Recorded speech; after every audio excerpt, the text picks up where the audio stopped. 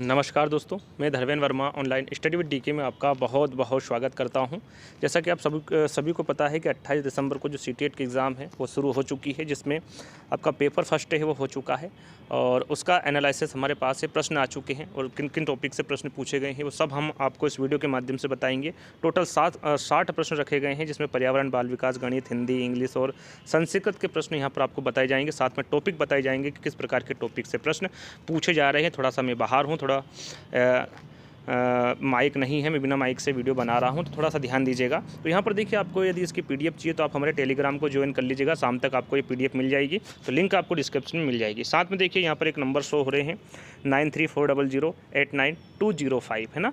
इस नंबर को आप सेव कर लीजिएगा, व्हाट्सअप नंबर है। जैसे ही आपकी एग्ज़ाम हो, जैसे कि कल आपकी एग्ज़ाम है 29 तारीख को, तो जैसे ही आप सेंटर से बाहर निकले आप व्हाट्सअप कर सकते हैं कि सर इस प्रकार से प्रश्न पूछे गए हैं, जैसे कि आपको हेल्प मिल रही है ऐसे दूसरे बच्चों को भी उसी से हेल्प मिल जाएगी। तो नंबर सेव कर लीजिएगा। मात्र 10 मिनट में हम प्रश्न और उत्तर आपके सामने रखेंगे।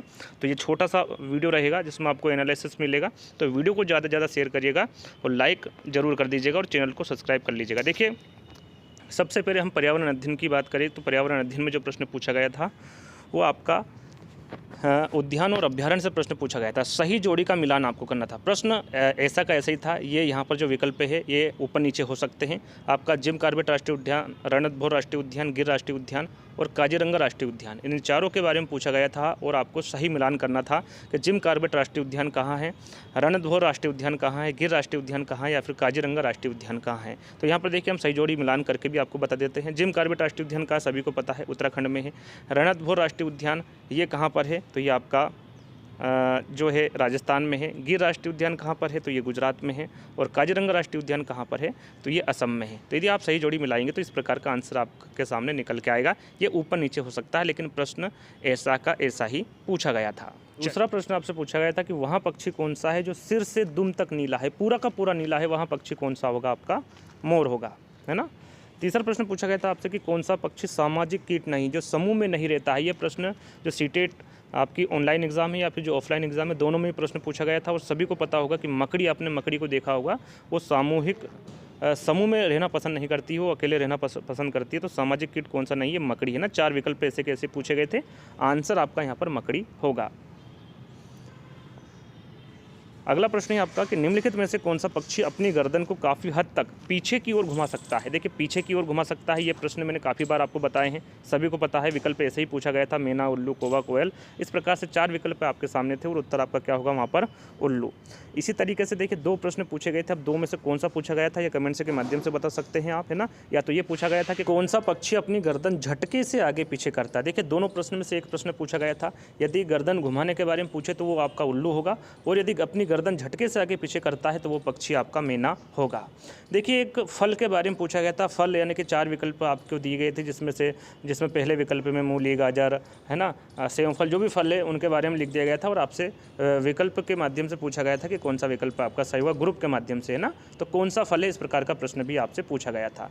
देखिए, यहाँ पर थीम से काफ़ी बार आपको प्रश्न बताए हैं, जो प्रीवियस ईयर पेपर ऑनलाइन में उसमें भी पूछे गए थे। तो यहाँ पर थीम से संबंधित प्रश्न पूछा गया था। अब इन 4 विकल्प में से कौन से विकल्प थे ये मुझे मालूम नहीं है, मेरे अनुसार ये 4 विकल्प रखे गए हैं, लेकिन थीम से संबंधित प्रश्न पूछा गया था कि कौन सी थीम है, जल, मौसम, सामग्री या फिर जानवर। तो इस प्रकार के यदि विकल्प होंगे तो वहाँ पर जल जो विकल्प होगा वो आपका सही होगा, क्योंकि जल एक क्या है, थीम है। कौन कौन सी थीम है, कौन कौन सी उप थीम है, आगे हम बताएंगे, क्योंकि उप थीम से भी संबंधित प्रश्न पूछा गया था। एक थीम से पूछा गया था और एक उप थीम से पूछा गया था। यहाँ पर उप थीम पूछी गई थी और 4 विकल्प मेरे अनुसार रखे गए हैं। तो यहाँ पर उप थीम कौन सी होगी, आपकी जानवर और पौधे, परिवार एवं मित्र, हम चीज़ें कैसे बनाते हैं और आवास, ये क्या है, ये सभी की सभी थीम है।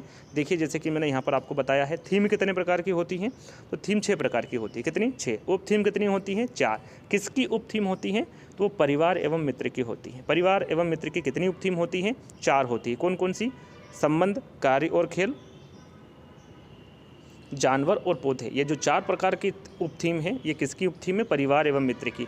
अब जो 6 थीम उसके बारे में आपको पता होना चाहिए, परिवार एवं मित्र, भोजन, आश्रय, पानी, यात्रा, चीज़ें जो हम बनाते और करते हैं, ये 6 प्रकार की थीम होती हैं। तो एक स्क्रीनशॉट लीजिएगा। वैसे सौर मंडल के निर्माण के लिए कौन सा पदार्थ जरूरी है, ये प्रश्न आज के एग्जाम में पूछा गया था। विकल्प के अभाव में मैं यहाँ पर आंसर नहीं बता पाऊँगा आपको। यदि आपको विकल्प पता है तो कमेंट्स के माध्यम से बता दीजिएगा, मैं वहाँ पर आंसर बता दूंगा। वहाँ पर देखिए, एक और प्रश्न पूछा गया था घटपर्णी पौधे के बारे में, जो नेफंथिस पौधा है, इसके बारे में काफ़ी बार आपको बता चुके हैं, ये कहाँ पर उगता है ना, इसके बारे में पूछा गया था। और कूट में आपसे आंसर पूछा गया था घटपर्णी पौधे के बारे में। रेगिस्तानी ओक, यहाँ पर जो रेगिस्तानी ओक के बारे में पूछा गया था ना, रेगिस्तानी ओक के बारे में भी यहाँ पर विकल्प दिए गए थे, 4 विकल्प, कहाँ पर ये पाया जाता है, उसके बाद में यहाँ के जो लोग होते हैं वो किस प्रकार से पानी को लेते हैं, वो ग्रहण करते हैं ना, इस प्रकार से 4 विकल्पों के माध्यम से पूछा गया था। और कूट में आपसे यहाँ पर आंसर पूछा गया था।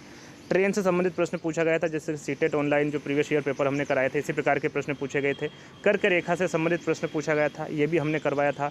हाथी से संबंधित कितने एक दिन में कितना खाता है ना, ये इसके जो नेता है वो कौन होता है, इस प्रकार के प्रश्न यहाँ पर 4 रखे गए थे और कूट में यहाँ पर आंसर पूछा गया था, जिस प्रकार से पहले प्रश्न पूछे गए थे। एनसीएफ 2005 से संबंधित प्रश्न पूछा गया था। एनईपी 2020 से प्रश्न पूछा गया था। एनईपी 2005 एनसीएफ 2005 और एनईपी 2020, इनसे जो प्रश्न पूछे गए हैं वो आपके संस्कृत में पूछे गए हैं, हिंदी में भी पूछे गए हैं। जितने भी सब्जेक्ट थे आपके सभी में एनईपी और एनसीएफ 2005 से संबंधित प्रश्न पूछे गए हैं। साथ में मधुबनी चित्रकला से प्रश्न पूछा गया था, कहाँ की है ये। विटामिन से संबंधित प्रश्न पूछा गया था, शायद विटामिन सी से पूछा गया था। अब कौन सा प्रश्न पूछा गया था ये मुझे नहीं पता है, यदि आपको पता है तो आप कमेंट्स के माध्यम से बता सकते हैं। और जिन बच्चों का आज पेपर था, जो प्रश्न मैं यहाँ पर नहीं बता पा रहा हूँ, कमेंट्स के माध्यम से बता दीजिएगा। और सभी बच्चों से आग्रह करूँगा कि एक बार कमेंट से कुछ चेक कर ले, ताकि जो प्रश्न मैं यहाँ पर नहीं बता पा रहा हूँ वो प्रश्न वहाँ पर आपको दिख जाएँ और वहाँ पर आपको समझ में आ जाए कि और कौन कौन से प्रश्न पूछे गए थे।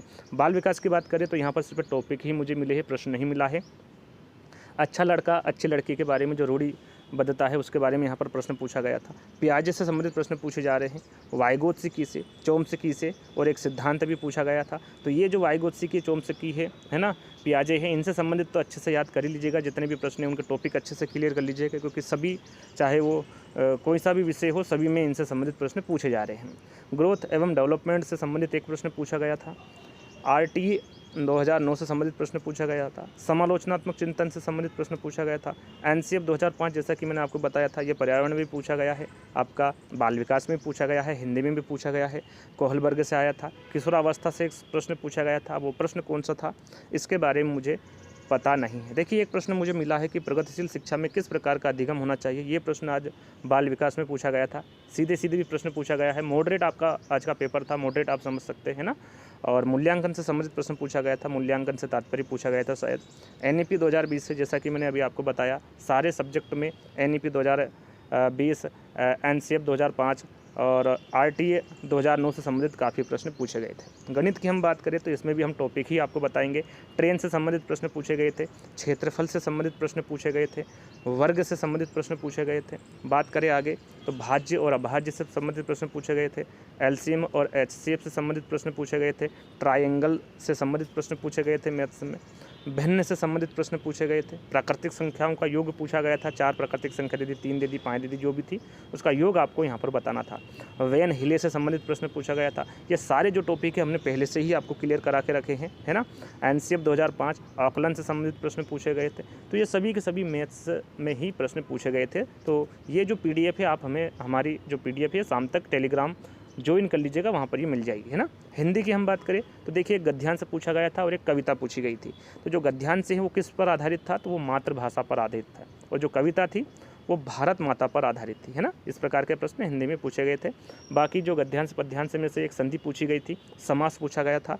बात करें पेडागोजी की तो जैसा कि मैंने आपको बताया, एनसीएफ 2005 और एनईपी 2020 सभी सब्जेक्ट में पूछे जा रहे हैं, तो इनको अच्छे से कवर कर लीजिएगा। और आगे बात करें हिंदी की, हिंदी पेडागोजी में वाचन और पठन से संबंधित प्रश्न पूछे गए थे, भाषा कौशल से संबंधित प्रश्न पूछे गए थे और चोम्स्की से संबंधित प्रश्न पूछे गए थे। चलिए, अब बात करते हैं संस्कृत में। देखिए, संस्कृत के ज़्यादा प्रश्न नहीं मिले हैं। यदि आज आपका पेपर था और संस्कृत आपने लैंग्वेज चुनी थी तो आप यहाँ पर बता सकते हैं कि और कौन कौन से प्रश्न पूछे गए थे। स्टीफन क्रेसर से संबंधित प्रश्न, सृजनात्मकता से संबंधित प्रश्न, विकास से संबंधित प्रश्न और अभिव्यक्ति से संबंधित प्रश्न, ये 4-5 प्रश्न ही हमें मिले हैं, टॉपिक हमें मिले हैं जिनसे संस्कृत में पेडागोजी में प्रश्न पूछे गए थे। चलिए, एक पूछा गया था बोधिगम निवेश से संबंधित प्रश्न, ये संस्कृत की बात है। इंग्लिश में देखिए, मुझे एक ही प्रश्न मिला, वो भी पैसेज जो पूछा गया था वो ताजमहल से संबंधित पूछा गया था। किससे? ताजमहल से। तो जो भी हमने प्रश्न बताए हैं, जो भी हमने टॉपिक बताए हैं, उनके अनुसार आगे से तैयारी कीजिएगा। शाम को एक वीडियो भी आपको मिलेगी जिसमें ये सारा विश्लेषण हम आपको बताएंगे। तो आज का वीडियो आपको कैसा लगा, आपको कमेंट्स के माध्यम से बताना है। अच्छा लगे तो लाइक करना है, शेयर करना है, चैनल को सब्सक्राइब कर लेना है। तो जल्द ही दोस्तों एक नए टॉपिक के साथ, नई वीडियो के साथ मिलेंगे। जब तक के लिए धन्यवाद।